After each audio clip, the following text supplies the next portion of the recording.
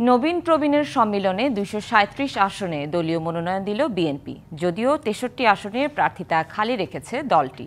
কেমন হলো বিএনপির প্রার্থী বাছাই, এই নিয়ে চলছে নানা বিশ্লেষণ। রুহুল কবির রিজভী, রুমিন ফারহানা, মোয়াজ্জেম হোসেন আলাল, হাবিবুন নবী খান সোহেলের মতো বেশ কয়েকজন নেতার নাম নেই তালিকায়। বাদ পড়াদের মধ্যে স্থায়ী কমিটির সদস্যও আছেন কয়েকজন। অন্যদিকে অন্তত ৮৩টি আসনে এমন প্রার্থীদের নাম ঘোষণা করা হয়েছে যারা এবারই প্রথম নির্বাচন করবেন। মনোনয়ন পেয়েছেন অন্তত ৩ ডজন পোড় খাওয়া নেতা।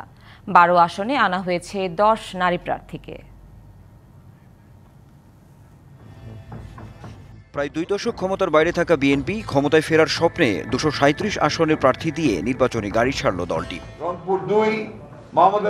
জল্পনা কল্পনা ও সব সংশয়ের অবসান ঘটিয়ে ফেনী ১, বগুড়া ৭ ও দিনাজপুর ৩ আসনে ধানের শীষের প্রার্থী হিসেবে দলের চেয়ারপারসন বেগম খালেদা জিয়ার নাম ঘোষণা করেছে বিএনপি।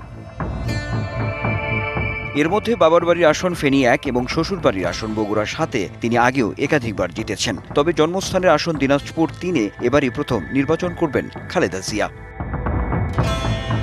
আর দলের ভারপ্রাপ্ত চেয়ারম্যান তারেক রহমান নির্বাচন করবেন বগুড়া ৬ সদর আসন থেকে, যে আসনে এর আগে ৩বার বিজয়ী হয়েছেন খালেদা জিয়া। ২৫ বছরের ওয়ারেন্টিযুক্ত দীর্ঘস্থায়ী দরজা প্রোটেক্টর, আধুনিক ও মজবুত দরজা।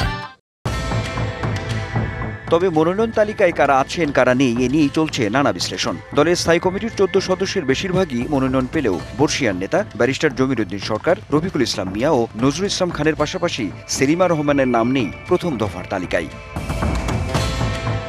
দলের ২১ ভাইস চেয়ারম্যানের মধ্যে ৭ জনের প্রার্থিতা নিশ্চিত হলেও আলোচনায় থাকা শামসুজ্জামান দুদু ও আসাদুজ্জামান রিপন বাদ পড়েছেন তালিকা থেকে। আলোচিত কেন্দ্রীয় নেতাদের মধ্যে সিনিয়র যুগ্ম মহাসচিব রুহুল কবির রিজভী আর ৬ যুগ্ম মহাসচিবের মধ্যে নেই হাবিবুন নবী খান সোহেল, আব্দুস সালাম আজাদ ও হুমায়ুন কবির। বিএনপির প্রার্থী তালিকায় নতুন মুখ রয়েছেন অন্তত ৮৩ জন। তারা এর আগে সংসদ নির্বাচনে অংশ নেননি। অন্যদিকে আলোচনায় থাকা বিএনপি নেতা মোয়াজ্জেম হোসেন আলাল, আব্দুস সালাম, রুমিন ফারহানা, সুলতান সালাউদ্দিন টুকু, নাজিমুদ্দিন আলম, আব্দুল কাদির ভূঁইয়া জুয়েলের নাম নেই তালিকায়।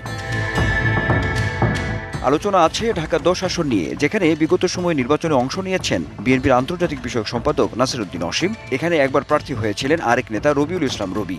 এই দুজনের নামও নেই প্রার্থী তালিকায়। ১২ আসনে ১০ জন নারী প্রার্থী দেয়া নিয়েও রয়েছে আলোচনা। এর মধ্যে বেগম খালেদা জিয়া একা ৩টি আসনে নির্বাচন করবেন। অন্যদের মধ্যে আছেন শামা ওবায়েদ, চৌধুরী নায়েব ইউসুফ, ফারজানা শারমিন, সাবিরা সুলতানা, ইসরাত সুলতানা ইলেন ভুট্টু, সানজিদা ইসলাম তুলি সহ কয়েকজন।